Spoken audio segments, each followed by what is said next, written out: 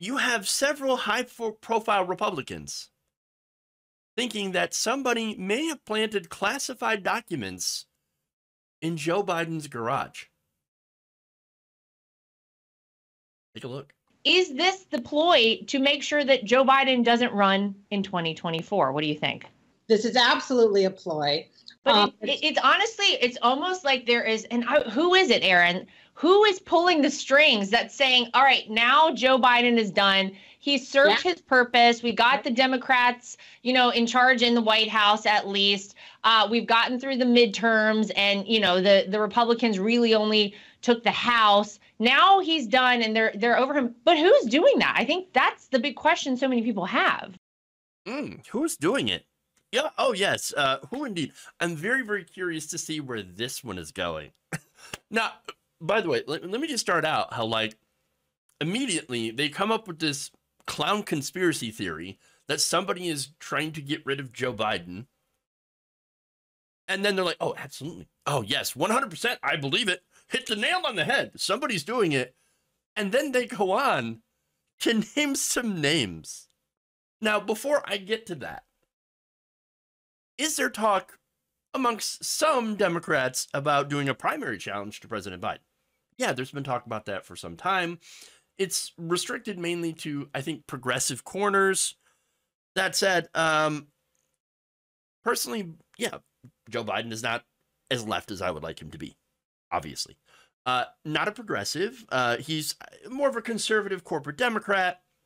And look, nothing has fundamentally changed in this country. And that was a promise that he made to donors.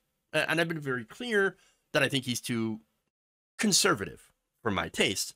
I would like to see a more leftist contender that would actually challenge corporate rule. I doubt that's going to happen. But, it's just one of the little pipe dreams I have, I guess. That said, is there a widespread movement to replace Joe Biden? No.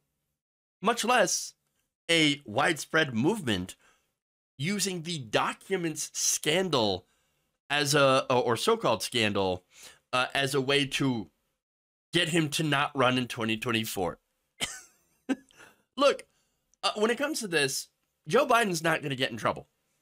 For one, again, there's no comparison between what Donald Trump had done and Joe Biden when it came to classified documents. That said, I don't even know if Trump is going to get in trouble for it. Honestly, it all comes down to Merrick Garland, and Merrick Garland a little weak. That said, we'll go to the names. There's some names being dropped by Aaron Elmore. Take a look. Is it Obama? Is it Ron Klain? We don't know, but what this does show us that these Democrats that are basically complicit with the downfall of America, like Joe Biden's up there doing everything he can to destroy the greatness of our country. And what are they going to do now that they're done with him as a useful idiot? They will discard him. They eat their own before they eat us. So anyone that's out there banging the gong for the Democrats, I will be protected. I will be safe. They will use you and abuse you and discard you. And that's what they're doing here to Joe Biden. So we found it. Aha! Obama. It's Obama. It was him all along. Or his own chief of staff, Ron Klain. No, it doesn't make any sense. But immediately, the conspiracy theories come out. Now, look, she does make a good point, though. Do Democrats like to eat their own? Well, if we're talking about progressives, oh, yeah. Unfortunately, progressives, we're really in, this circular firing squad when it comes to the left, especially the progressive left.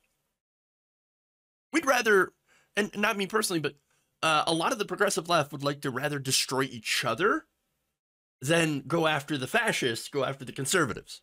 And that's an unfortunate truth. And so she would be right about that. And by the way, also, establishment Democrats can't wait to target progressives and destroy them. And so those are unfortunate truths. Okay. That said, everything else there is just absolutely ridiculous. Part of a gigantic conspiracy theory. Now, Obama. Somehow they brought back Obama. Why would Obama like have or somehow engineer, or anyone, by the way, classified documents somehow ending up in Joe Biden's garage? No, he probably forgot about it. I mean, that happens. Unfortunately, it happens too often for not just him, but for every president. That said, using her logic, wouldn't that mean that Obama would be trying to save the country? They don't use logic. They don't use logic on that side, okay? That said, it's more like a pretzel, okay? It's a pretzel logic where you just have an endless feedback loop of crazy. That's what's going on with Lara Trump. Lara Trump! Now, that said, these three, are not the only people that have been talking about this. You also have Representative Matt Gaetz. Here's what he said to Fox News Digital. Quote, "There's an element to this that feels like the Democrats are taking out Joe Biden. I don't know that that's the case, but I don't know that it's not. Well, gee, do you have any sort of evidence that that would happen? No. Then why are you speculating on this weirdo conspiracy? What are you doing? I just don't understand.